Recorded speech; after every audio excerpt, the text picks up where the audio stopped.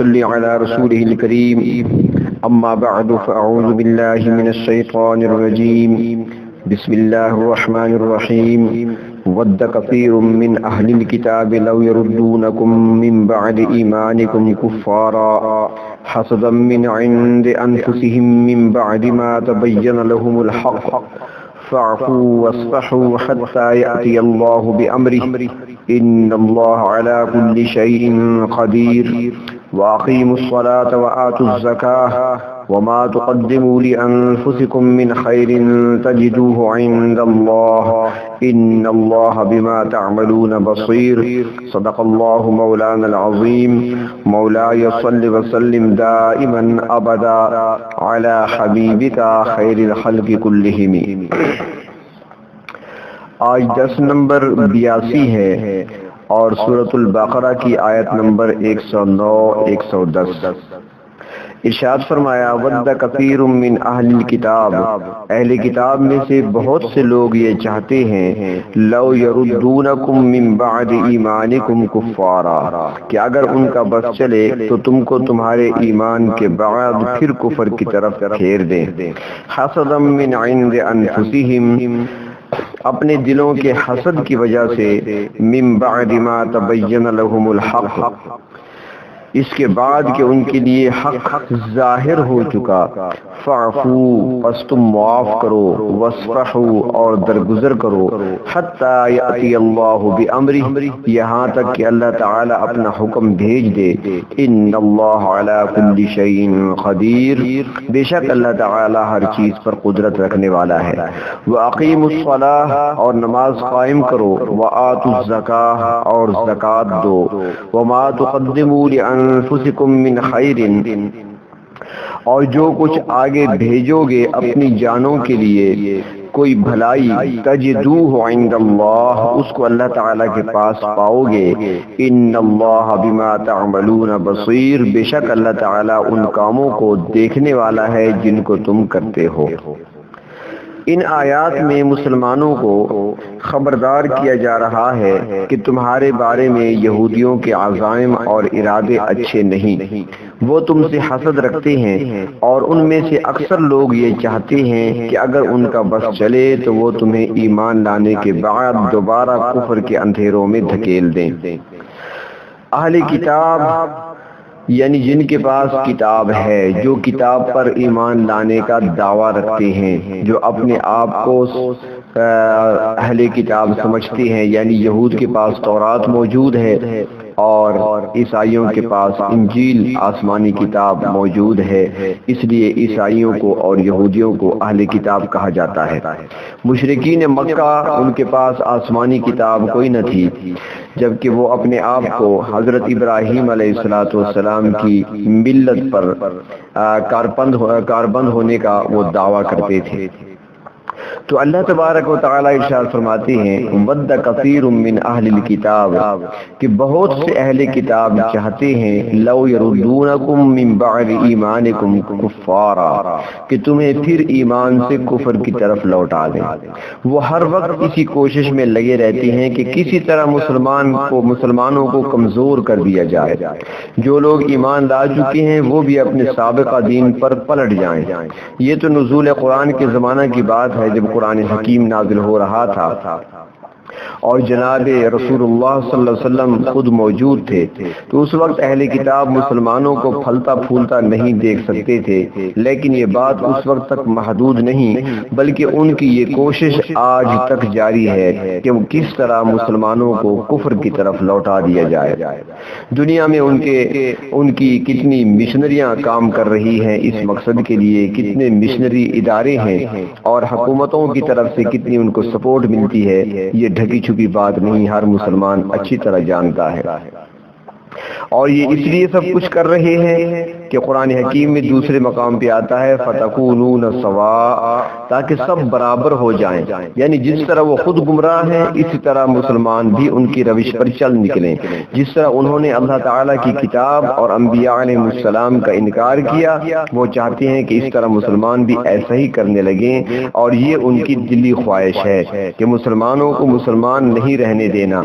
اور ان کی کوشش ہوتی ہے کہ کم از کم یہ تو ہو جائے کہ اگر مسلمان کافر نہیں بنتا تو کم از کم وہ مسلمان بھی اس کو نہیں رہنا چاہیے۔ تو اللہ تبارک و تعالی فرماتی ہیں کہ اہل کتاب کی اس گندی ذہنیت کے پیچھے ان کی ایک اور خباثت کار فرما ہے، اور وہ کیا ہے؟ فرمایا حسدا من عند انفسہم، ان کے جانوں میں، ان کے نفسوں میں، ان کے دلوں میں چھپا ہوا حسد ہے جو انہیں مسلمانوں کے خلاف ابھار رہا ہے۔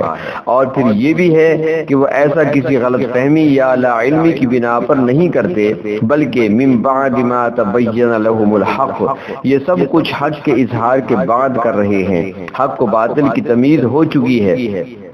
حق روشن ہے، سورج کی طرح چمک رہا ہے، لیکن اس کے باوجود وہ اس پر حسد کرتے ہیں۔ اور حسد ابتدا میں کیوں ہوا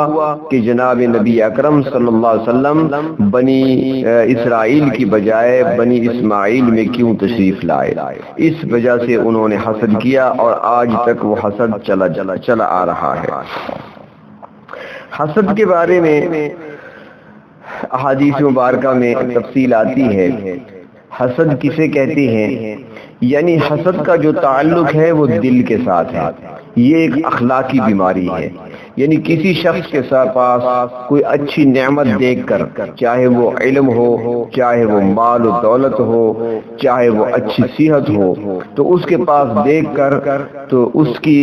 زوال کی تمنا کرنا، یعنی اس کے پاس یہ اچھی نعمت کیوں ہے؟ یہ علم اس کو ملا ہے تاکہ اس سے چلا جائے، اس سے قوت حافظہ چھین لیا جائے، اس کے پاس مال و دولت ہے تاکہ اس سے ضائع ہو جائے، یعنی اس کے ضائع ہو جانے اور اس کے زوال کی تمنا کرنا۔ دوسری صورت یہ ہے کہ جو نعمت کسی کو ملی ہے اس کے بارے میں یہ سوچنا کہ یہ نعمت جو اسے ملی ہے وہ بجائے اس کے مجھے مل جائے، یعنی اس کے پاس نہ رہے اور وہ مجھے مل جائے، چاہے وہ عزت ہے، چاہے وہ مال ہے، اور چاہے وہ علم ہے، چاہے وہ صحت ہے، چاہے وہ مکان ہے، چاہے وہ سواری ہے، کوئی بھی چیز ہے، تو اس کے لیے یعنی اس کے زوال کی تمنا کرنا یا اس سے چھن جانے اور خود حاصل کر لینے کی تمنا کرنا، ایسی چیز کو، ایسی خواہش کو شریعت اسلامیہ نے حرام قرار دیا ہے۔ اور حدیث شریف میں آتا ہے، ابن ماجہ شریف کی حدیث ہے کہ اللہ کے نبی صلی اللہ علیہ وسلم نے ارشاد فرمایا، ان الحسد یاکل الحسنات، بے شک حسد نیکیوں کو کھا جاتا ہے، اور ایسا کما تاکل النار الحطب، جیسا کہ آگ خشک لکڑی کو کھا جاتی ہے، حسد اس طرح نیکیوں کو کھا جاتا ہے، اتنی بری چیز ہے۔ عرب میں ایک عظیم شاعر گزرا ہے، حکیم بھی تھا اور شاعر بھی تھا، اللہ رب العزت کی ذات پر اس کا ایمان تھا، مانتا تھا، قیامت کا تصور بھی اس کے ذہن کے اندر موجود تھا، اور سچے مذہب کا متلاشی بھی تھا، تلاش میں رہتا تھا، کبھی تورات کا مطالعہ کرتا تھا، کبھی انجیل پڑھتا تھا، کبھی اہل کتاب سے گفتگو کرتا تھا تاکہ وہ حق کو حاصل کر سکے، حق کو پا سکے۔ مگر جب اللہ رب العزت نے جناب محمد رسول اللہ صلی اللہ علیہ وسلم کو نبوت سے سرفراز فرمایا تو یہ شخص حسد کی آگ میں جلنے لگا۔ وہ چاہتا تھا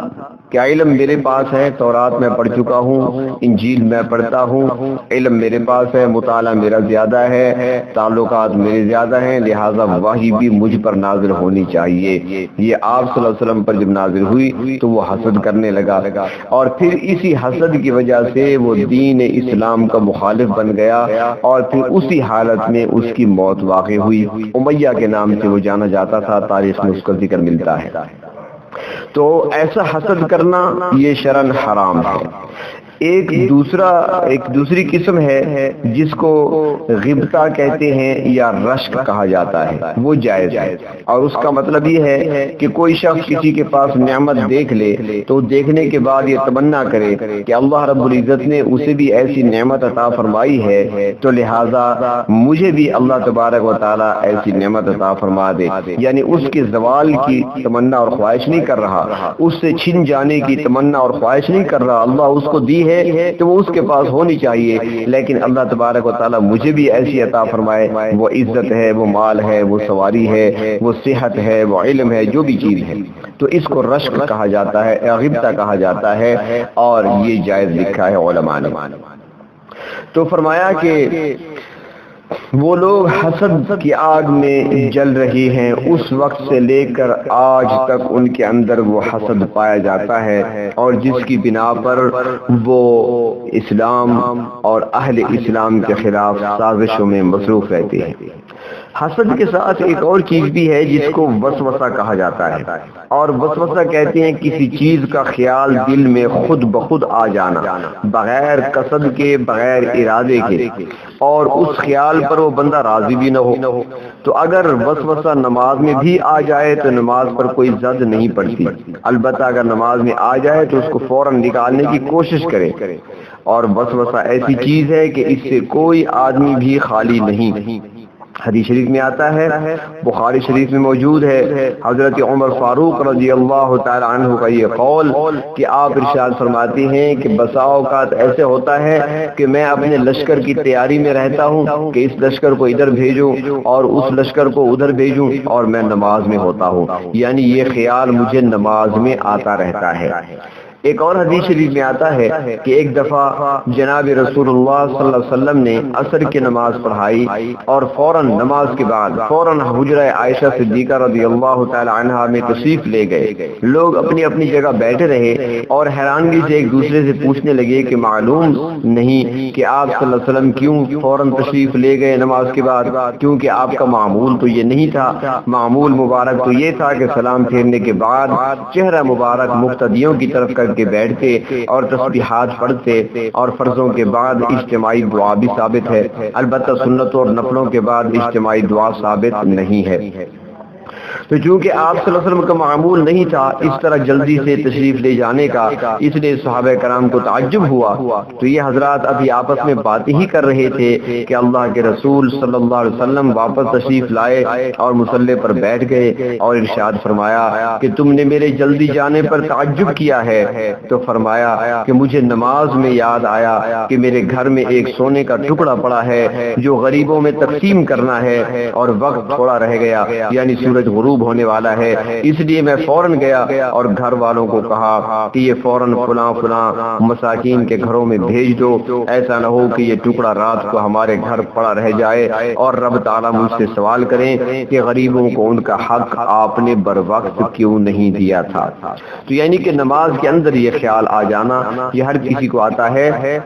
لیکن نماز میں خیال آ جانے پر کوئی گرفت نہیں ہے اور اس سے نماز میں کوئی خلل واقع نہیں ہوتا، البتہ قصدن خیال نہ لائے اور کوشش یہی کرے کہ خیال نہ آئے۔ تو جب خیال آ جائے تو فوراً اس کو جھٹکنے کی کوشش کرے، اس کو خیال کو وہاں سے بھگانے کی کوشش کرے، اس کو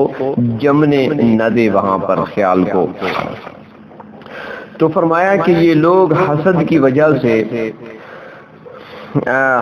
وجہ سے فرمایا کہ یہ لوگ قبول نہیں کر رہے، ان کے دلوں کے اندر حسد پایا جاتا ہے، نہ خود حق بات کو تسلیم کرتے ہیں مانتے ہیں، بلکہ اہل ایمان کو بھی کفر کی طرف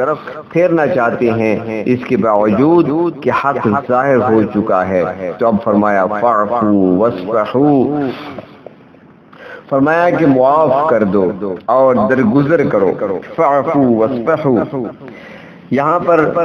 بات فرماتی ہیں کہ فاعفو اس کا معنی نکلتا ہے کہ تم ان کو سزا نہ دو، یعنی معاف کر دو، ان کو سزا نہ دو، واصفحو درگزر کرو، یعنی ان کو ملامت بھی نہ کرو، نہ ان کو سزا دو اور نہ ان کو ملامت کرو۔ کب تک؟ حتی یأتی اللہ بامرہ، یہاں تک کہ اللہ تعالیٰ لائے اپنا حکم، اللہ تعالیٰ اپنا حکم لے آئے گا۔ تو آخر اللہ تعالیٰ کا وہ حکم آ گیا، اور وہ کیا تھا کہ مدینہ منورہ بلکہ پورے عرب کو یہودیوں اور نصرانیوں سے پاک کر دیا گیا۔ تو فرمایا ان اللہ علی کل شیء قدیر، بے شک اللہ تعالیٰ ہر چیز پر قدرت رکھتا ہے، وقت آنے پر وہ ان سے مواخذہ کرے گا۔ اہل کتاب سے چوکس رہنے کے ساتھ ساتھ اللہ رب العزت نے مسلمانوں کو اپنے فرائض پر کاربند رہنے کی تلقین بھی فرمائی۔ فرمایا وَأَقِيمُوا الصَّلَاةَ وَآتُوا الزَّكَاةَ، نماز قائم کرو اور زکوٰۃ دو۔ تو اللہ تعالیٰ نے مسلمانوں کو حکم دیا کہ تم بدنی اور مالی عبادات بجا لاتے رہو، تمہاری طاقت کا مرکز یہی دو چیزیں ہیں۔ مادی ترقی میں تم غیر قوموں کے برابر نہیں ہو سکتے، ان کا مقابلہ نہ کرو مادی ترقی میں، میں تمہارا دار و مدار تمہاری روحانی قوت پر ہے کہ اللہ تعالیٰ کے ساتھ تمہارا کتنا تعلق ہے، اور یہی تعلق اللہ تعالیٰ کے ہاں تمہارے کام آنے والی چیز ہے۔ تو فرمایا کہ تم اللہ رب العزت کے ساتھ اپنا تعلق مضبوط رکھو، اور نماز اور زکوٰۃ اس کا مظہر ہے۔ نماز کو کسی حالت میں بھی معاف نہیں، اسے وقت پر ادا کرتے رہو۔ اگر صاحب نصاب ہو تو زکوٰۃ بھی ادا کرو، کیونکہ بخل جیسی بیماری کا یہ بہترین علاج ہے، اسے کبھی نظر انداز نہ کرو۔ غیر مسلم اقوام مادی ترقی میں پیش ہیں، اس معاملہ میں وہ تمہیں اپنے برابر نہیں آنے دیں گی، اور تم بھی ان کے پیچھے نہ چلو، ان کے نقش قدم پہ نہ چلو۔ مادی ترقی کو چھوڑ کر اپنے رب کے ساتھ اپنے تعلق کو مضبوط کرو، اور اپنے اندر ایمان اور روحانیت کو پیدا کرو، تعلق باللہ قائم کرو جو طاقت کا اصل سرچشمہ ہے۔ تو فرمایا وما تقدموا لانفسکم من خیر تجدوه عند اللہ، تم اپنے نفسوں کے لیے جو بھی بھلائی آگے بھیجو گے، کوئی نیکی، کوئی عمل، صدقہ خیرات کرو گے، نماز ادا کرو گے، تو اللہ تعالیٰ کا قانون ہے کہ وہ کسی کا عمل ضائع نہیں کرتا۔ اس کا واضح اعلان ہے من یعمل مثقال ذرۃ خیرا یرہ، ایک ذرے کے برابر کیا ہوا بھی نیک عمل ضائع نہیں ہوگا، بلکہ انسان اپنا ہر اچھا یا برا عمل قیامت کے دن اپنے سامنے دیکھ لے گا۔ تو فرمایا کہ جو کچھ بھی تم اپنے لیے بھیجو گے، جو بھی نیکی کرو گے، آگے بھیجو گے، تجدوہ عند اللہ، اسے اللہ کے ہاں پالو گے، ہر چیز کا نتیجہ سامنے آ جائے گا۔ ان اللہ بما تعملون بصیر، کیونکہ اللہ تعالیٰ تمہارے ہر فعل کو دیکھ رہا ہے، کوئی چیز اس کی نظروں سے مخفی اور چھپی ہوئی نہیں ہے۔ وہ جانتا ہے کہ تم کوئی کام کس نیت اور کس ارادے سے کر رہے ہو۔ تم یہ اعمال جس ذات کو راضی کرنے کے لیے کر رہے ہو، وہ بے خبر نہیں کہ تم عمل کرو اور وہ تم کو نہ دیکھے، بلکہ اس کی شان یہ ہے کہ وہ بصیر، یعنی ہر چیز کو ہر وقت خوب دیکھنے والا ہے، اور تمہارے ہر عمل کو بھی وہ خوب طرح سے دیکھ رہا ہے۔ وآخر دعوانا ان الحمد للہ رب العالمین۔